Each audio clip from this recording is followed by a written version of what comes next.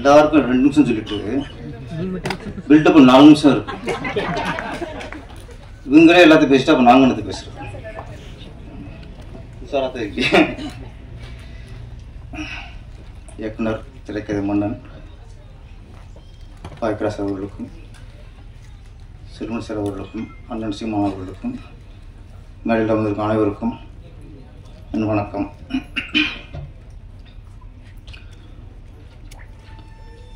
சமீபத்தில் நான் செல்வன் சாருக்கு மேனேஜர், பிஆர்ஓ, டிரைவர் ஆகிட்டேன். நான் அவராட்டுக்கு ஒரு படத்தில் கமிட் ஆகிறாரு. நான் வந்து ஆடியோஸ் வந்துன்னு சொல்லிடுறாரு. அதே மாதிரி தேவானி மேடம் ஹீரோனா பண்ணுறாங்க, இந்த படத்துக்கு வரும்னு சொல்லிட்டாரு. பெப்சிக்கு நான் மதியம் போயிட்டேன்.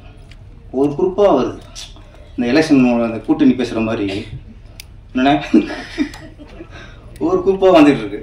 இவரே எங்கே கமிட் ஆனதே மறந்துடுறாரு முதல்ல அந்த டென்ஷனில். அப்போ கூட இருந்து சரி தேவன் மேடம் ஸ்பெஷலாக சொல்லியிருக்காங்க அப்படி மீட்டிங்கை முடிச்சுட்டு அவர் கூடவே அவர் வீட்டுக்கு போய் அங்கேருந்து நேராக கூட்டிகிட்டு இங்கேருந்து விட்டாச்சு. மேடம் ஆமாம் வந்து நான் வந்து இந்த படத்தில் பிஆர்ஓ பேர் போடணும் கொஞ்சம். அண்ணன் சீமான் அவர்கள் ஆமாம் கொஞ்ச காலம் அவரை கருப்பு சட்டிலே பார்த்தேன். கொஞ்சம் வருத்தமாச்சு, என்னடா அண்ணன் கருப்பு சட்டியே போட்டுருக்காரு அப்படின்ட்டு. இப்போ வெள்ளைக்கு மாறி இருக்காரு, வெள்ளையில் மாறி இருக்காரு. கருப்பு சட்டில் பார்த்த விட வெள்ளை சட்டில் அண்ணன் அழகா இருக்கீங்கண்ணே, இப்போ கலையா இருக்கீங்கண்ணே. நீங்கள் கருப்பு சட்டியை தவிர நீங்கள் வெள்ளையை போடுங்க, மஞ்சளை போடுங்க, பச்சையை போடுங்க, சிவப்பு போடுங்க, கருப்பு மட்டும் போட்டுறாரு. ஏன்னா அது உங்களுக்கு செட் ஆகலை. நீங்க பிங்க் கலர் போடுங்க, காய் போடணும்னா பிங்க் கலர் போடுங்க. இல்லை தேசிய கொடியில் மேலே ஒரு பச்சை வெள்ளை தொண்ணூறு கலர் இருக்குல்ல அதை போட்டுருங்க. ஆமாம் இந்த கருப்பை மட்டும் ஏன்னா கொஞ்சம் டல் அடிக்குது உங்களுக்கு. இப்போ ஃப்ரெஷ்ஷாக இருக்கீங்கண்ணா, ரொம்ப ஃப்ரெஷ்ஷாக இருக்கீங்க. அப்புறம் அதிகமாகலாம் சொன்னார், ஆனால் நிறைய பணிகள் இருக்கும், டென்ஷனாக இருப்பார். இன்னைக்கு அரசியல்வாதிலேயே ரொம்ப கூலாக இருக்கிறது அண்ணன் தான். அரசியல் தலைவரிலேயே ரொம்ப ஃப்ரெஷ்ஷாக அவராக ஜாலியாக இருப்பார். ஏன்னா இந்த தேர்தல் வர நேரத்தில் இந்த கூட்டணி தேவைப்படுதுல, அவங்க டென்ஷன் ஆவாங்க. அவரை பிடிக்குமா இவரை பிடிக்குமா, இந்த கட்சி ஆளை பிடிச்சா இந்த ஓட்டு வந்துடும், ஓட்டு கணக்கெல்லாம் போட்டு மண்டை பிச்சு அவ்வளோ நடக்கும், டென்ஷன் இருக்கும். தமிழ்நாட்டிலேயே அந்த டென்ஷன் எதுவுமே இல்லாத ஒரே ஆள் அண்ணன் சீமான் தான். ஏன்னா அவர் கூட்டுறதுக்கு கவலையாக போகிறதில்ல. நீ கூப்பிட்டாலும் நான் வரமாட்டேன், நானும் யாரையும் கூப்பிட மாட்டேன், எனக்குன்னு டென்ஷன். அதனால அண்ணன் டென்ஷனாக இருப்பார். பரவாயில்லாம் இங்கே பில்டப் பண்ணாதீங்கண்ணே, அதிகமானண்ணே. அவர் அண்ணன் ரிலாக்ஸாக இருக்கிறீங்க. அவருக்கு ரிலாக்ஸ் ஆகிற ஒரே இடம் நம்ம சினிமா ஃபங்க்ஷன் தான். ஏற்கனவே நம்ம தங்கர் பச்சன் ஆடியன்ஸ்க்கு வந்தீங்க, வீடியோ பார்த்தேன். ரொம்ப நாளைக்கு அப்புறம் அந்த கத்தல வீரம் உணர்ச்சி அதெல்லாம் இல்லாமல் என்ன ஜாலி. இளையராஜா சார் பாட்டு பாடி பாடி பாடி அது கேட்கும்போது நம்மளுக்கு ரிலீஃபாக இருக்குது. அப்போ அவருக்கு எவ்வளோ ரிலீஃபாக வந்திருக்கான். அதனால் நீங்கள் அடிக்கடி வாங்க, இங்கே வந்தால் தான் உங்களுக்கு ஒரு புத்துணர்ச்சி கிடைக்கும், ஒரு எனர்ஜி ஏற்றிக்குங்க. இங்கே என்ன தான் நீங்கள் அரசியல் பண்ண விட சினிமா தான் உங்களுடைய தாய் வீடு. இந்த மாதிரி அண்ணன் அது மறக்காம வந்துக்கிட்டு இருக்காரு. அப்புறம் தேவயானி மேடம் அவங்க சொல்லணும்னா இப்போ நடிகையிலே அவங்க தான் ஒரு சகலகலா வள்ளி. ஏற்பட்டதில் போயிருக்காங்க, அப்படியே நடித்தாங்க. அப்புறம் கொஞ்சம் நேரம் டீச்சராக இருந்தாங்க. இது சம்பளத்துக்கு இல்லை, ஆத்ம திருப்திக்கு. நம்ம பசங்களுக்கு வந்து நம்ம கல்வி கற்றுக் கொடுக்கணும், அது ஒரு திருப்தி. அங்கே இருந்தாங்க, ப்ரொடியூஸ் பண்ணாங்க. இதெல்லாம் பரவாயில்ல. இயக்க சங்கத்தில் உறுப்பினர் ஆகாமல் டேரக்ட் பண்ணிட்டாங்க. நானும் சரி படம் பண்ணிட்டாங்க. நானும் தொடர்ந்து சொல்லிட்டே இருக்கேன், சீக்கிரம் நீங்கள் உறுப்பினர் ஆயிடணும். ஏன்னா இங்கே இயக்க சங்கத்தில் பெண் உறுப்பினர் கம்மியாக இருக்காங்க. ஆமாம், அதனால் நீங்கள் வந்துருன்னு. அவங்க பாருங்க, கைக்குட்டை ராணின்னு ஒரு படம் பண்ணாங்க, குறும்படம். டக்குன்னு பண்ணிடல, அதையும் முறையாக பண்ணணும்னு டேரக்ஷன் கோர்ஸ் படிச்சுட்டு பண்ணுறாங்க. இதில் கொஞ்சம் யோசிக்கணும். ஏன்னா இப்போலாம் 10 படம் நடித்தாலே டேரக்ஷன் கற்றுக்கலாம். இப்போ நடிகர்லாம் 4 படம் பண்ணிவிட்டு டேரக்ஷன் ஆரம்பிச்சிடுவாங்க. நீங்கள் 50 எத்தனை படமா மேடம்? 50 படமா நடிச்சது இது வரைக்கும்? ராஜகுமார் சார் கணக்கு சொல்லுங்க சார்.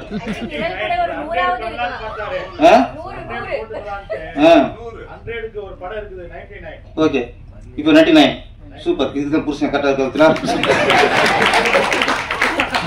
ராஜகுமார் சார் கணக்கு கரெக்டாக கணக்கு வச்சிருக்காரு. ஆமாம், ஓகே ஓகே. அது குருது அர்ச்சனை. இது குருது அர்ச்சனை வந்து 100 தவணை மேடம் அங்கே பண்ணிடுங்க. என்னன்னா 100 கூட பண்ணிட்டாங்க. இதுவே டேஷன் பண்ணுறதுக்கான அனுபவம் வந்திருக்கும், பண்ணல.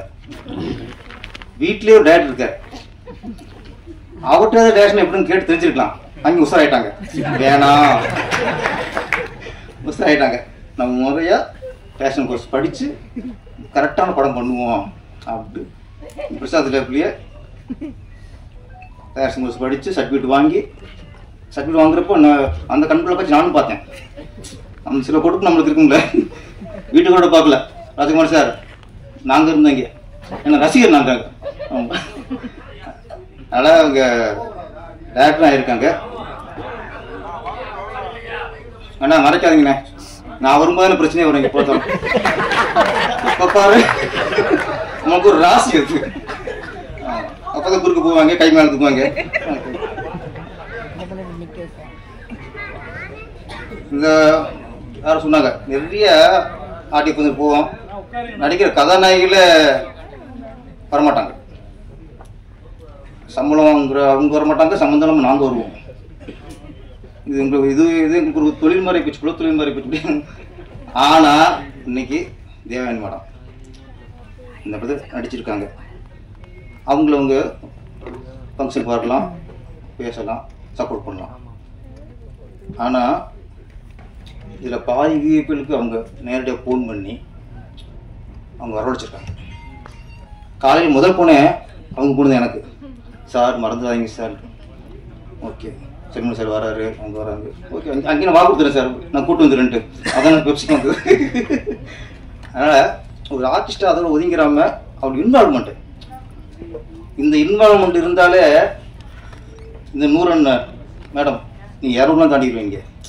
தொழில் இன்வால்வ்மெண்ட் இருந்தாலும் எல்லாம் கண்டிப்பாக சாதிக்கலாம். அது வேணும். அப்புறம் இந்த படம் நிழற்குடை, இது ஒரு சாதாரண திரைப்படம் அப்படின்னு கடந்து போக முடியாது. ஏன்னா இந்த காலகட்டத்துக்கு ரொம்ப அவசியமான படம், மிக தேவையான படம். பேரண்ட்ஸுக்கு குழந்தைய வளர்த்துறது வேற, குழந்தை வளர்ப்பு வேற. பணக்கார இருப்பாங்க, குடிசையில் இருப்பாங்க, அவங்க ஈஸியாக குழந்தைய வளர்த்துக்குவாங்க, படிக்க வைப்பாங்க. லட்சக்கணக்கில் ஸ்கூலில் ஃபீஸ் கட்டி படிக்க வைப்பாங்க, தனியாக பிஸ்னஸ் பண்ணி கொடுப்பாங்க, இல்லை பெரிய வேலைக்கு பெரிய அமௌண்ட்டை லஞ்சமாக கொடுத்து வேலை வாங்கி கொடுப்பாங்க. இதெல்லாம் குழந்தைய வளர்த்து விடுறது. வளர்ப்புங்கிறது என்ன, அது இருக்கா இன்னைக்கு? வளர்ப்பு இல்லை இன்னைக்கு. அதை சொல்றதான் நிழற்குடை. குழந்தைய பெற்ற மட்டும் பத்தாது, வளர்க்கணும், நம்மளை சார்ந்துக்கணும் குழந்தை.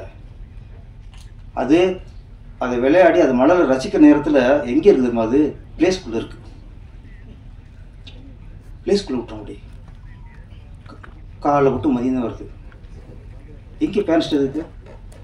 அதுக்கு ரொம்ப ஸ்கூல் போயிட்டா படிப்பு காலைல போடுறது, சாயந்தரம் தான் வர்றது. இப்போ நைட்டு வர நிறைய ஹோம்ஒர்க், இப்போ நிறைய பாரம், கல்வி பாரம். குழந்தைகிட்ட பேரண்ட்ஸ் ஸ்பெண்ட் பண்ணுறதுக்கு டைம் இல்லை. இப்போ இதுதான் இந்த படம் சொல்லுது. குழந்தைய வளர்த்துவது வேற, வளர்க்கணும்னா வளர்க்கணும் என்ன, குழந்தை வளர்ப்பு சரியா இருக்குங்கிறாங்களா? என்ன சொல்றாங்க? குழந்தை வளர்ப்பு சரியா இருக்குன்னா அந்த தாய் தப்புன்னு பொறுப்பா ஒழுக்கமா நல்லபடியாக குழந்தை வளர்த்துக்கான்னு அர்த்தம். அது ஒவ்வொரு பேரண்ட்ஸுக்கும் வரணும். இது ஒரு ஷார்ட்டு.